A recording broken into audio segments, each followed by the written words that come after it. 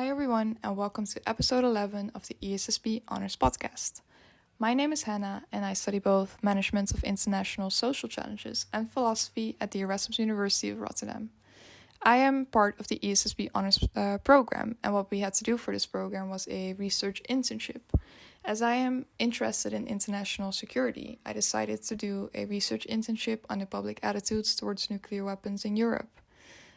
In this episode today, I will be joined by Celia, who is also a student and who did the same research internship as I did. We will talk about what it is like to do research as a student, what makes it fun, and what might be challenging.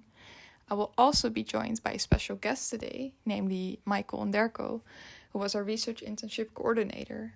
We will talk about his research, the importance of his research, and what it is like to work alongside students.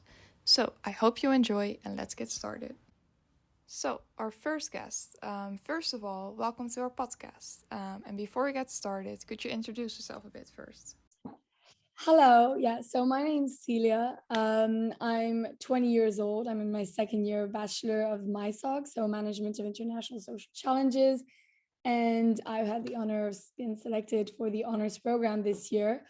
This has allowed me to take on the opportunity of joining Michal, like Hannah has, in undertaking an internship for his current research project, his paper regarding nuclear armament and the public reactions in the EU.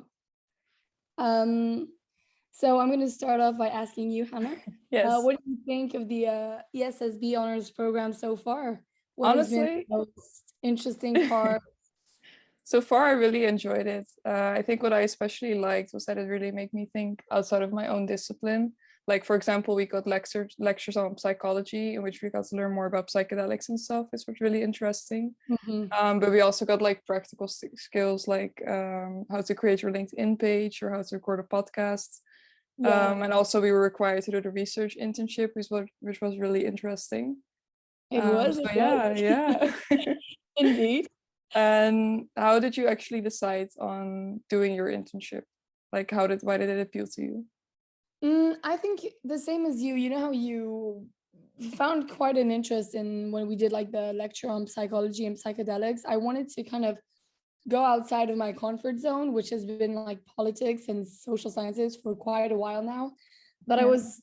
I've always been curious to, kind of understand how other like programs work. And I was like, why not just look at something which I've never looked at before? And for this case, nuclear armament was not in my but in my list so far. So yeah, I've actually learned a lot.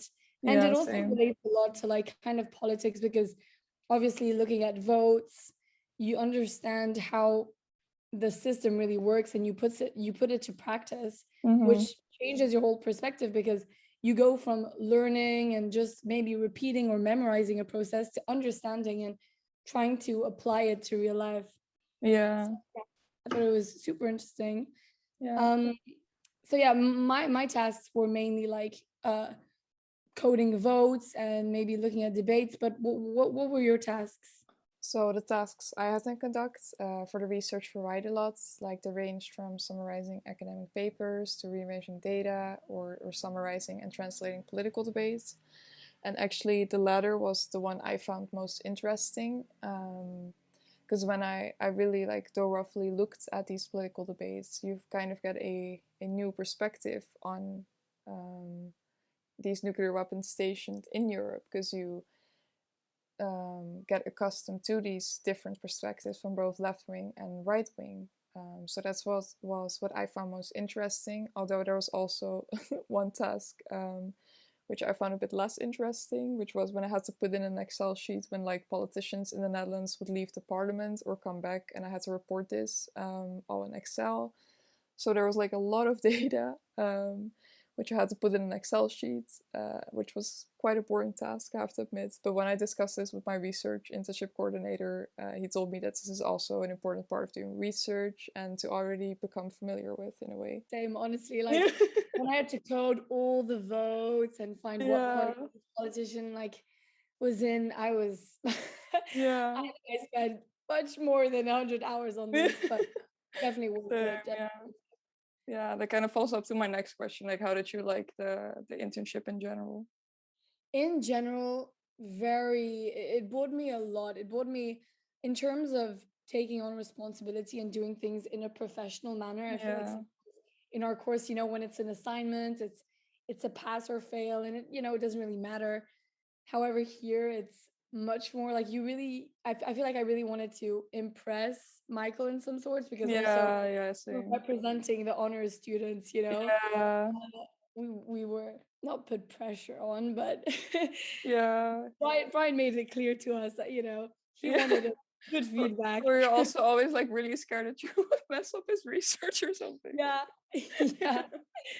But I Yeah, think overall I liked it because it brings a lot more to your knowledge on how it works in like the real world. yeah, for sure, for sure. Yeah. Um, but why do you think it's important that research like this is being done, or why do you think it's important that students take part in such research? Um, I think important that this research is being done. Like I was talking about this with Michael, that the younger generation should really get involved into understanding nuclear weapons and what it is all about to like ensure a better future. And Yeah. I think for students to really already know what it is like doing research is really important, and also just a great addition to your study right now in general. Mm-hmm. Yeah. Yeah. And Oh yeah. um, and how do you think about doing research yourself as a student? I really enjoyed it. Like I felt like I was contributing to something and also like working towards something.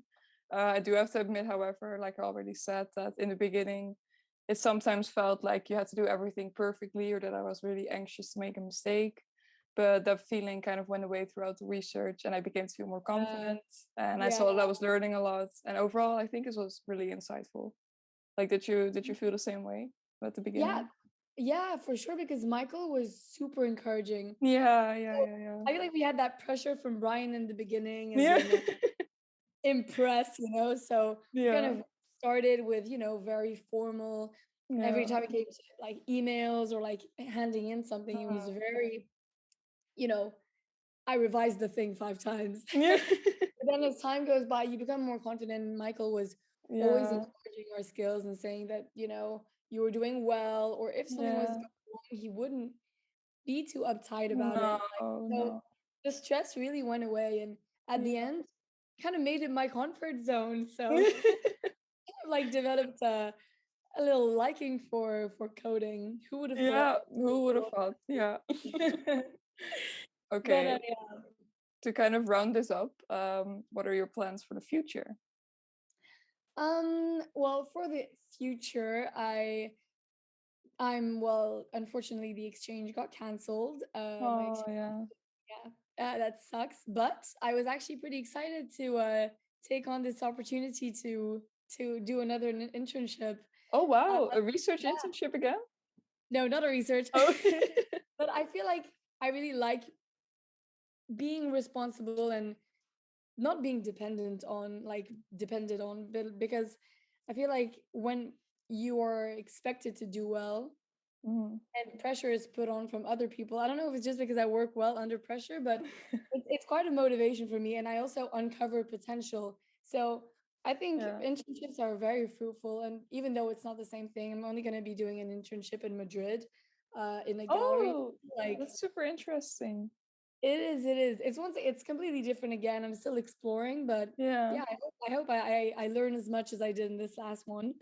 Yeah. How about you? What are your plans? Yeah, so I'm actually gonna do a exchange in Barcelona upcoming September till January. So I'm really excited about that. I've been learning Spanish for a year now, so yeah, I'm really excited. And I actually saw a course I could take in Barcelona that's called International Security. So I think that's gonna tie really well with the internship I just did. So yeah, I'm really excited. All right, I think we'll wrap it up for That's today. it for us. Thank you again to Michael. Yes, yes. So great, and for Brian and everyone for this opportunity. Let's now move on to our next guest. Michael, first of all, welcome to our ESSB Honors podcast. To get started, could you maybe introduce yourself a bit first? Yeah, so thank you very much for having me. My name is Michal Onderco, and I am Associate Professor of International Relations at the Department of Public Administration and Sociology at the Erasmus School of Social and Behavioral Sciences. Yes, and could you maybe explain a bit the research that me and Celia helped you work on? So I have been in recent years interested in domestic politics related to the transatlantic alliance in Europe, especially related to the hard security questions around nuclear weapons. And both you and Celia were working with me on questions that are related to domestic politics of nuclear weapons in Western European countries. You were working on issues related especially to Germany and the Netherlands, Yes. given your language expertise. And Celia was working on more quantifiable issues that were related to Netherlands, Belgium, Germany, and Italy. Yeah. And was this your first time that you worked alongside students, or have you done it for a very long time? So I've worked in the past with different student assistants, but this was my first time working with the ESSB honors students. Okay. And I was very happy. I was very satisfied. Yeah. That's good. That's good. Yeah, because what was it like working with students? Like, is it hard to sort of trust them with your research projects, or?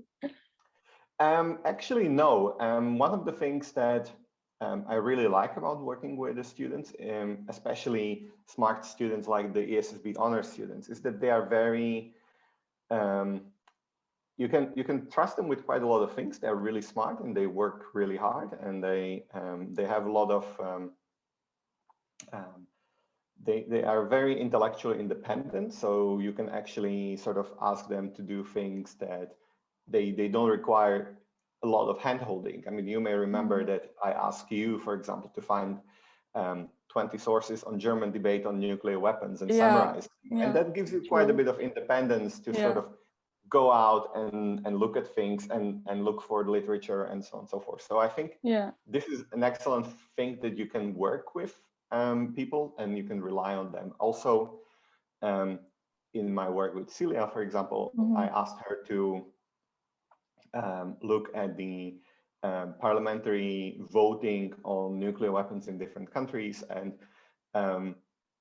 we sort of came together to the list of the votes, but I could rely on the fact that she's going to do correctly the task of actually coding them. So that was something that I really liked working with. And of course, and that's one of the biggest fun in this project, is that actually in our interaction, and you may recall that as well, is not only about work. I mean, we also talk about life and research and how you do the research and so on and so forth. And you often, and not only you as Hannah, but also as a student, you often ask questions that force us researchers to sort of come back and rethink the established way of doing things. Oh, really? And it's a lot of fun. It's intellectual fun. So I really like it. That's good to hear.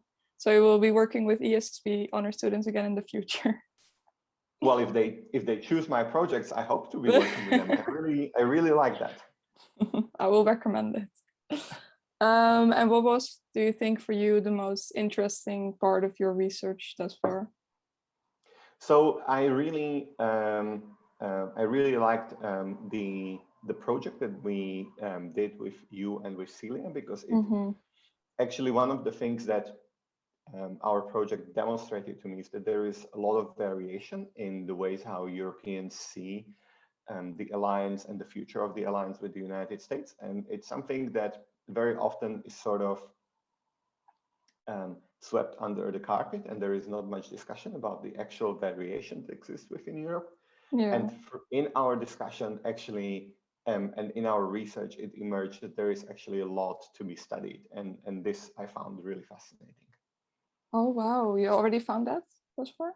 Because it's not Yeah, finished. I mean, we did collect quite a bit of data. I mean, you helped me to collect the data, and Celia helped me to collect the data. And in the 2 months that elapsed since the end of your internships, I already had the time to take a look at some of the data and analyze some of it. So that was already quite interesting.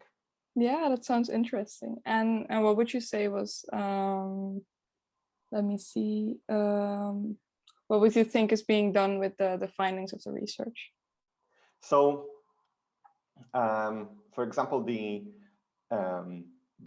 findings of the research that you have done for me on the debate in the Netherlands and in Germany about the nuclear weapons, it fed into the paper that I co-wrote with my co-author on comparing the German and the Dutch public opinion, and it helped us to sort of situate the public opinion in the national debate, in the discussion that is happening, what the experts think, what has been previously written about it, and that already sort of helps us to sort of situate and provide a literature review for our work.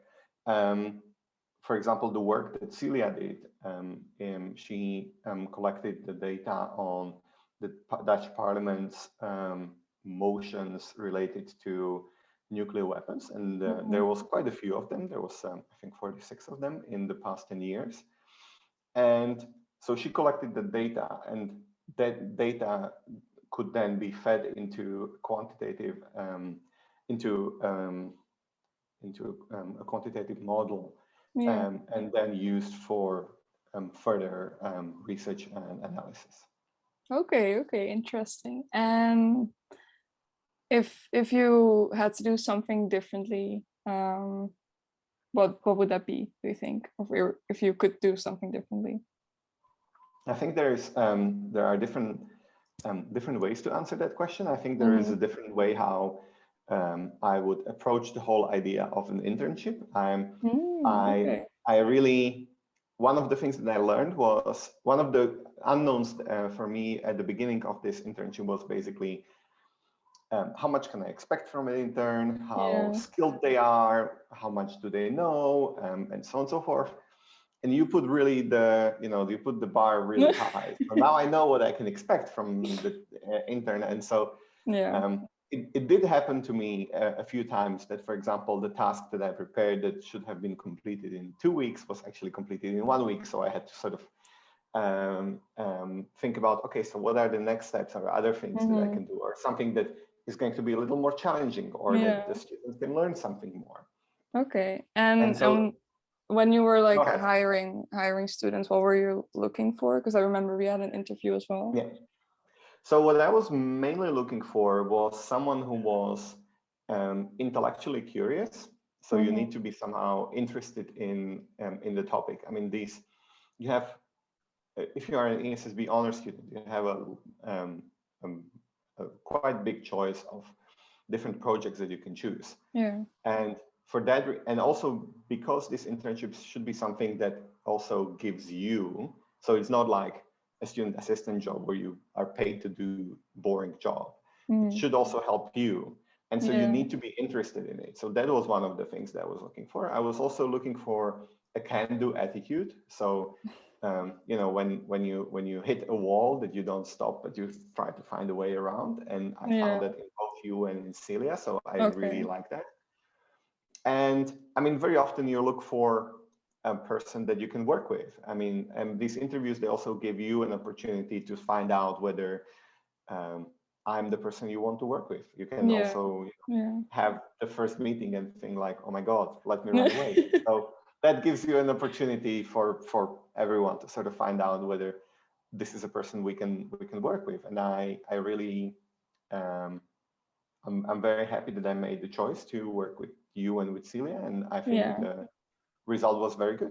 Yes, thank you. I feel the same. I have one last question. It's a bit outside of the research project and it's really broad. But I was just curious, like how do you see the future of like nuclear weapons in general, like how it will progress?